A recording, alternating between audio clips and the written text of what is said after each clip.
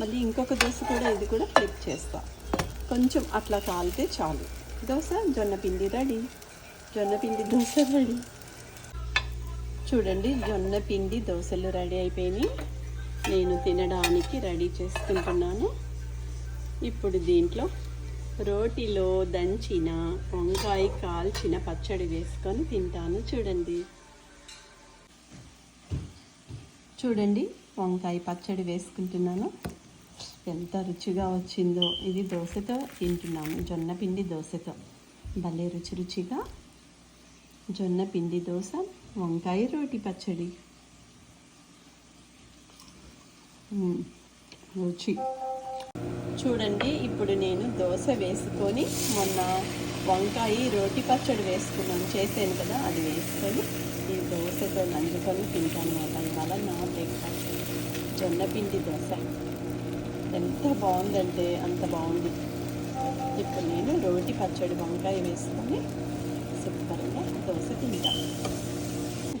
ఒక స్పూను ఆవు నెయ్యి అట్లా వేసుకొని రుచిగా నేను వంకాయ రోటి పచ్చడి వేసుకొని తింటాను. అది మీకు చూపిస్తాను. చూడండి ఇట్లా నెయ్యి వేసుకుంటే జొన్న దోశ మీద కమ్మగా రుచిగా ఉంటుంది అన్నమాట. ఈసారి జొన్న దోశ వేసినప్పుడు రెసిపీ కూడా మీకు చూపిస్తాను. చూడండి దోశని ఒక్కసారి ఇట్లా ఫ్లిప్ చేద్దాం. ఇది జొన్న పిండి దోశ కదా, అందుకనేసి సరిగ్గా కూడా అంటుకొని రావట్లేదు. ఇప్పుడు ఇక్కడ ఫ్లిప్ చేశాను కదా, మళ్ళీ ఇంకొక దోశ కూడా ఇది కూడా ఫ్లిప్ చేస్తా.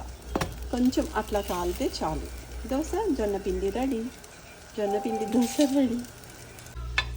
చూడండి జొన్నపిండి దోశలు రెడీ అయిపోయినాయి. నేను తినడానికి రెడీ చేసుకుంటున్నాను.